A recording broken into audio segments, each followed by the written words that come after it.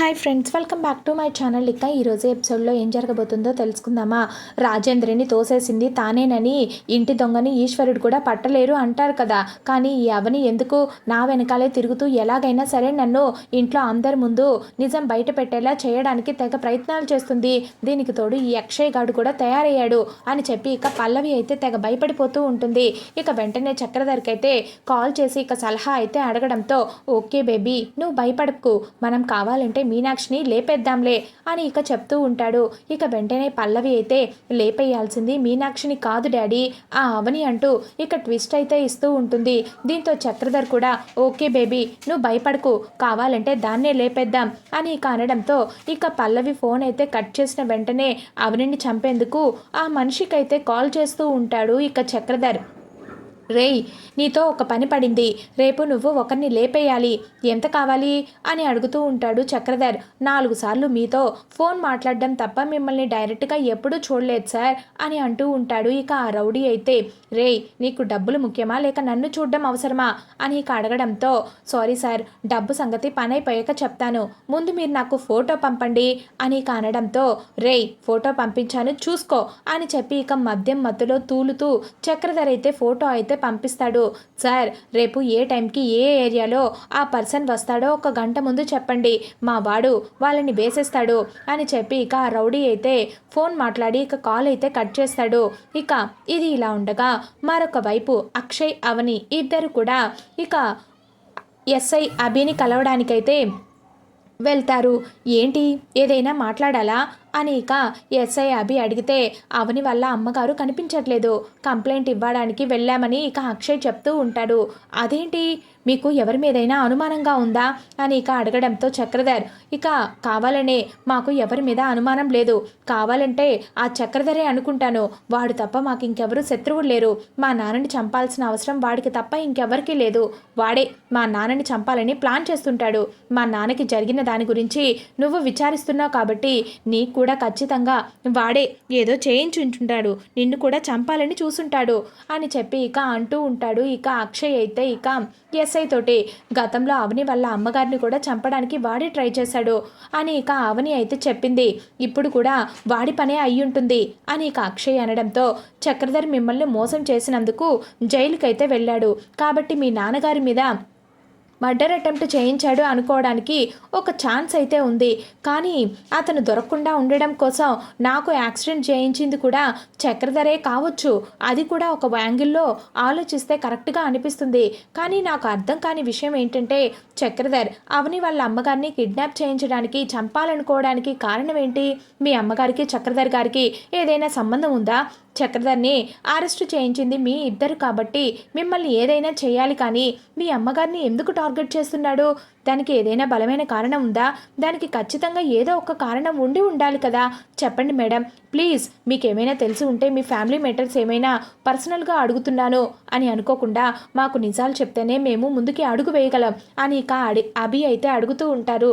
మీ దగ్గర నిజాలు దాచిపెట్టాల్సిన అవసరం లేదు అభి గారు, చక్రధరు నాకు బాబాయ్ కాదు, తను నా కన్న తండ్రి అని చెప్పడంతో ఇక అభి అయితే ఒక్కసారిగా షాక్ అయిపోతూ అవని వైపు అలాగే చూస్తూ ఉంటాడు. అవునండి మీరన్నది నిజమే, చక్రధర్ నా తండ్రి అన్న విషయం మా మామయ్య గారికి ఈయనకి తప్ప ఎవరికీ తెలీదు, మా అమ్మని మోసం చేసి పల్లవి వాళ్ళ అమ్మని పెళ్లి చేసుకుని మా అమ్మని ఆ తర్వాత వదిలేసుకున్నాడు, తన తరువు పోతుందని చక్రధర్ ఈ నిజాన్ని ఒప్పుకోవట్లేదు అనే విషయం ఇక అవని అయితే పూసగుచ్చినట్లు ఇక ఎస్ఐ అభికైతే మొత్తం కూడా చెప్పేస్తుంది. చక్రధర్ మా తండ్రి అని చెప్పుకోవడానికి మా దగ్గర ఏ విధమైన ఆధారం కానీ ప్రూఫ్ కానీ అస్సలు లేదు, అప్పటి పెళ్లి ఫోటోలు ఏది కూడా మా దగ్గర మా అమ్మ దగ్గర లేకుండా మొత్తం అంతా ముందే పగడ్బందీగా ప్లాన్ చేసేసాడు, కాబట్టి మేము ఎవరికి కూడా చెప్పుకోలేకపోతున్నాం, ఇదండి ఎస్ఐ గారు కారణం అని చెప్పి ఇక అవని అయితే మొత్తం అంతా కూడా ఇక చక్రధర్కి అయితే అభికైతే చెప్పేస్తూ ఉంటుంది. ఇప్పుడు మ్యాటర్ ఏంటనేది బాగా అర్థమైంది, నేను డీల్ చేస్తాను, మీరేం టెన్షన్ పడకండి, నా ఎంక్వైరీ పూర్తయిన తర్వాత నేను మీ అమ్మగారి గురించి చూసుకుంటాను. మీ అమ్మ ఎక్కడున్నా సరే నేను వెతికించే పనిలో ఉంటాను. మీరు వెళ్ళండి అని అంటూ ఉంటాడు. ఇక అభి అయితే ఇంతలో అక్షయ్కి అయితే కాల్ వస్తుంది. అవని కన్స్ట్రక్షన్ ప్రోగ్రెస్ తెలుసుకోవడానికి బ్యాంక్ వాళ్ళు సైట్కి వచ్చారంట. నేను ఖచ్చితంగా వెళ్ళాలి. నిన్ను డ్రాప్ చేయనా అని ఇక అక్షయ్ అయితే కంగారుగా అవనినైతే అడుగుతూ ఉంటాడు. పర్లేదండి, వాళ్ళు ఆల్రెడీ సైట్కి వచ్చారంటున్నారు కదా, మీరు కూడా టెన్షన్లో ఉన్నారు. మీరు వెళ్ళండి, నేను ఆటోలో వెళ్ళిపోతాను అని ఇక చెప్తూ ఉంటుంది. ఇక అక్షయ్ అయితే ఇక హడావిడిగా వెళ్ళిపోతూ ఉంటాడు. ఇక వెంటనే అభి అయితే అవని నన్ను డ్రాప్ చేయమంటారా మిమ్మల్ని అని ఇక అడుగుతూ ఉంటే, లేదండి, మీరు ఏదో ఇన్వెస్టిగేషన్ అన్నారు కదా, ఆ పని చూసుకోండి, నేను ఆటోలో వెళ్ళిపోతాను అంటూ ఇక అవని అయితే అక్కడి నుంచి బయలుదేరుతూ ఉంటుంది. ఇక ఇది ఇలా ఉండగా మరొక వైపు కోటి ఇంకా ఆరాధ్య ఇద్దరు కూడా కళ్ళు మూసుకొని కళ్ళగంతలాటలు ఆడుకుంటూ ఉంటారు. ఇక ఇంట్లో అయితే అప్పుడే ఇక కోటి అయితే, ఆరాధ్య నన్ను ఎక్కడున్నావో పట్టుకో, నువ్వు పట్టుకోవాలి అని చెప్పి ఇక ఆడుకుంటూ ఉంటారు. ఇక కోటి అయితే సోఫా వెనకాల దాక్కుంటాడు. ఇక అది చూసిన ఆరాధ్య కళ్ళు తెరిచి ఇక కోటిని చూసి ఇక పట్టుకోవడానికైతే ప్రయత్నిస్తూ ఉంటుంది. అప్పుడే అక్కడికి కమల్ అయితే వస్తాడు. ఇక ఆరాధ్య కోటి అనుకుని కమల్ని అయితే పట్టేసుకుంటుంది. దొరికిపోయావు నువ్వు అని చెప్పి ఇక అనడంతో ఇక కళ్ళు తెరిచిన ఆరాధ్య కమల్ని చూసి ఒక్కసారిగా షాక్ అయిపోతూ, ఇదేంటి నువ్వొచ్చావు, నేను నీతో మాట్లాడను అని చెప్పి కనడంతో ఇక కమల్ అయితే ఒక్కసారిగా హవ్వాకైపోతూ, అదేంటి బంగారం, నువ్వు నాతో మాట్లాడకపోవడం ఏంటి అని చెప్పి ఇక ప్రేమగా మాట్లాడుతూ ఉంటాడు ఆరాధ్యతోటి కమల్. ఏంటా అసలు ఈ మధ్య కాలంలో నీకు నా మీద ప్రేమ తగ్గిపోయింది బాబాయ్, అసలు ఈ మధ్య నువ్వు నాతో ఆటలాడుకోవట్లేదు, నాతో మాట్లాడట్లేదు, ఇంతకుముందు నువ్వు నాతో ఎలా ఉండేవాడివి, ఇప్పుడు అసలు అలా ఉండట్లేదు అని చెప్పి ఇక అంటూ ఉంటే ఇక కమల్ ఇక గతంలో జరిగినవన్నీ కూడా గుర్తు చేసుకుంటూ ఉంటాడు. ఇక కమల్ అయితే వెంటనే, అవును ఆరాధ్య, ఇంతకుముందు నేను నీతో ఆడుకునేవాణ్ణి, ఇదిగో ఈ కోటిగాడు వచ్చి మన ఇద్దరిని విడతీశాడు, నేను నీతో ఆడుకోకపోవడానికి కారణం ఇదిగో ఈ కోటిగాడే, వీడి సంగతి చెప్తా అంటూ ఇక ఇద్దరు కూడా కోటినైతే బాగా కొడుతూ ఉంటారు. ఇక కమల్ ఆరాధ్య.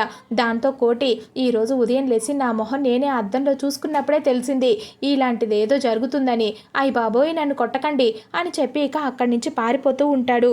ఇక ఇద్దరు కూడా ఒకరి ముఖాలొకరు చూసుకొని నవ్వుకుంటూ ఉంటారు.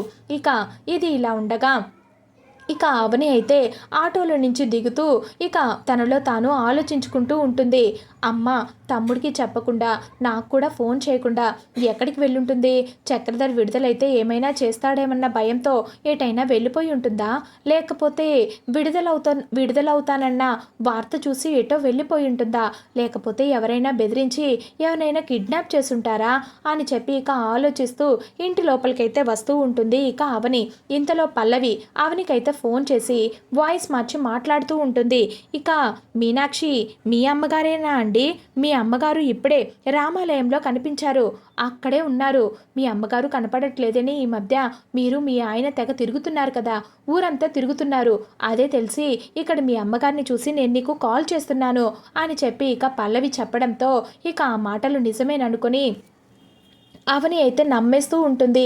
మీరు వెళ్తే మీ అమ్మగారిని కలుసుకోవచ్చని చెప్పి ఇక వెంటనే పల్లవి అయితే ఫోన్ అయితే కట్ చేస్తూ ఉంటుంది.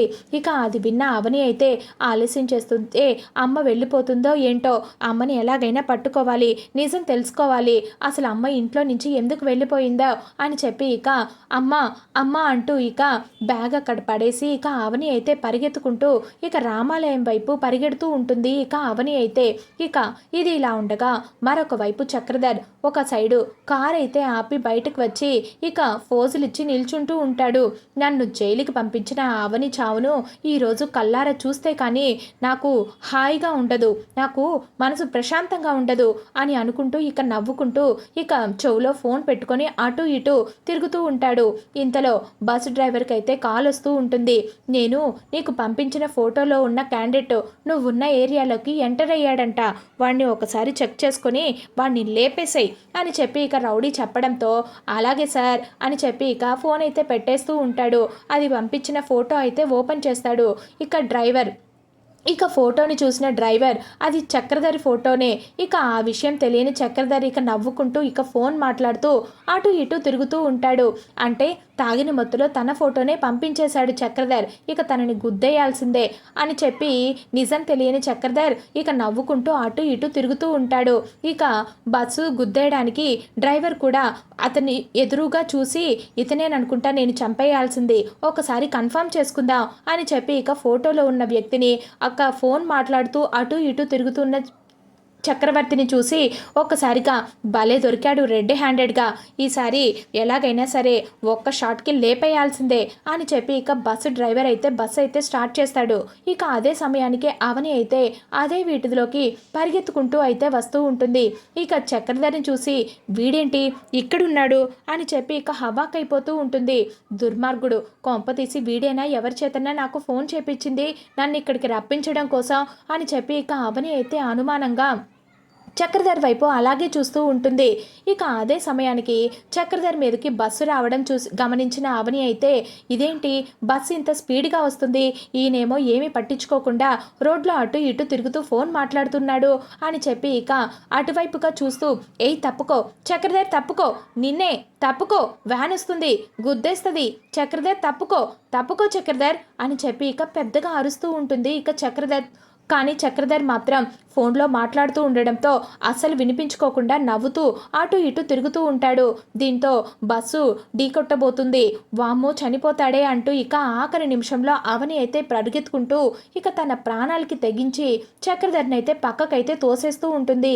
ఇక అలా తోయడంతో ఇద్దరు కూడా వెళ్ళి ఒక డివైడర్కి అయితే ఢీకొడుతూ ఉంటారు. ఇక ఇద్దరికి కూడా తలకైతే తీవ్రమైన గాయాలైతే అవుతూ ఉంటాయి. ఇక వెంటనే చక్రధర్కి అయితే బలమైన గాయం తగలడంతో ఇక అవని వైపు చూసి ఒక్కసారిగా అవని అవని అంటూ ఇక స్పృహ తప్పి పడిపోతూ ఉంటాడు.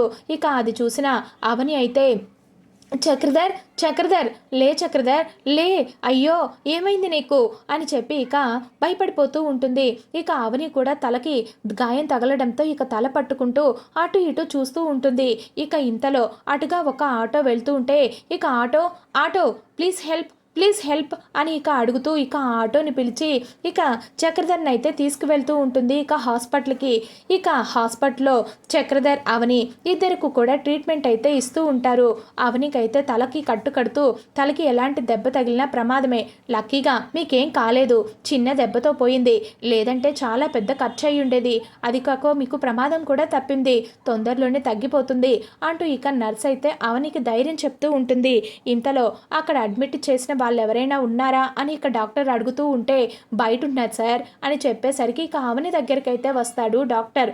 అతనికి పెద్ద ప్రమాదం ఏం లేదు, కానీ చాలా బ్లడ్ పోయింది, రక్తం ఎక్కించకపోతే కండిషనల్ క్రిటికల్ అయ్యే ఛాన్స్ ఉంది, అతని బ్లడ్ గ్రూప్ మా హాస్పిటల్లో స్టాక్ లేదండి, అర్జెంటుగా బ్లడ్ బ్యాంక్కి వెళ్ళి మీరు బ్లడ్ ఏర్పాటు చేయండి అని ఇక అనడంతో తనది ఏ బ్లడ్ గ్రూప్ అని అడుగుతూ ఉంటాడు డాక్టర్. O positive.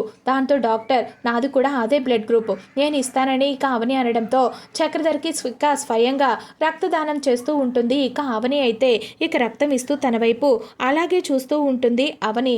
ఇదేంటి ఇతని నేను కన్న తండ్రిగా అస్సలు ఒప్పుకోలేదు, కానీ తినికి రక్తం ఇవ్వడం ఏంటి, నేను అది కూడా నేను అసహించుకునే వ్యక్తి, జీవితంలో ఎవరితో అయితే నేను మాట్లాడకూడదు అనుకుంటున్నానో ఈరోజు ఆ వ్యక్తినే నేను కాపాడాల్సి వచ్చింది. పిన్ని నన్ను ఎంత అసహించుకున్నా పిన్ని కూడా నాకు అమ్మ లాంటిదే, మరి ఇతను ఎంత కాదనుకున్నా నాకు కూడా కన్న తండ్రి లాంటి వాడే, మరి నా ముందే నా కన్న తండ్రి ఎలాంటి వాడైనప్పటికీ చనిపోతుంటే నేను చూస్తూ ఊరుకోవాలా అని చెప్పి ఇక అవని అయితే చాలా ఎమోషనల్ అయిపోతూ ఉంటుంది. ఇక ఇది ఇలా ఉండగా ఇక అవని అయితే చక్రధర్కి రక్తం ఇస్తూ ఇక చక్రధర్ వైపు అలాగే చూస్తూ ఉంటుంది. ఇక పల్లవి మాత్రం అవని ఫోటో చూస్తూ ఈ రోజుతో ఈ అవని పీడ నాకు విరగడైపోతుంది, డాడీయే ఖచ్చితంగా రంగంలోకి దిగాడు కాబట్టి ఈ అవనిని ఈ లోకం నుంచి తప్పించేస్తాడు, అప్పుడు ఈ ఇంట్లో నేను మహారాణిలాగా వెలికిపోతాను, ఈ శ్రేయకి దానికి కావాల్సిన ముష్టది వేస్తే ఖచ్చితంగా తీసుకొని వెళ్ళిపోతుంది, ఇక్కడ ఉండమన్నా ఉండదు, ఆ తర్వాత ఈ రాజ్యం మొత్తం నాదే అని చెప్పి ఇక తెగ ఆనందపడిపోతూ అవని నన్ను ఎన్ని ముప్ప తిప్పలు పెట్టా, నన్ను నన్ను ఎన్ని ఎన్ని చెరువుల నీరు తాగించావు చూసావా, ఆఖరికి నేనే గెలిచాను, నువ్వు ఓడిపోయావు అని చెప్పి ఇక అవని ఫోటో చూస్తూ ఇక పల్లవి అయితే తెగ ఆనందపడిపోతూ ఉంటుంది. ఇక ఇది ఇలా ఉండగా హాస్పిటల్లో చేరిన చక్రధర్కి అయితే మెలకు వచ్చి డాక్టర్ డాక్టర్ నన్ను ఎవరు హాస్పిటల్లో చేశారు అని చెప్పి ఇక అడుగుతూ ఉంటే అదుగో ఈవిడే అని చెప్పి ఇక బయటనున్న అవనినైతే పిలుస్తూ ఉంటాడు. అవనిని చూసిన చక్రధర్ ఒక్కసారిగా షాక్ అయిపోతూ నన్ను ఎందుకు కాపాడావు అని చెప్పి ఇక అడుగుతూ ఉంటాడు. ఇక అవనినైతే చక్రధర్ మాకు కావాల్సింది నీ చావు కాదు, మా అమ్మకి నువ్వు భర్తవనే గుర్తింపు, నీ మీద పగ సాధించాలని ప్రతీకారం తీర్చుకోవాలని మేము ఎప్పుడు అనుకోవటం లేదు. మా అమ్మ వారం రోజుల నుంచి కనపడట్లేదు, తను నీ దగ్గరే ఉందని నాకు తెలుసు, కనీసం ప్రాణాలతో అయినా మా అమ్మని బ్రతకనివ్వు అని చెప్పి ఇక అవని అయితే దండం పెట్టి చెప్పేసరికి ఇక చక్రధర్ అయితే చాలా ఎమోషనల్ అయిపోతూ ఇక చాలా జాలిగా ప్రేమగా అవని వైపు అలాగే చూస్తూ ఉంటాడు. ఇక అవని మాత్రం అసహించుకున్నట్టు చక్రధర్ వైపు చూసి అక్కడి నుంచి వెళ్ళిపోతూ ఉంటుంది. ఇది ఫ్రెండ్స్ ఈరోజు ఎపిసోడ్. నచ్చితే ఖచ్చితంగా లైక్ చేసి సబ్స్క్రైబ్ చేసుకోవడం మాత్రం మర్చిపోవద్దు. అలాగే మీకు ఎలా అనిపించిందో ఖచ్చితంగా కామెంట్ రూపంలో తెలియచేయండి.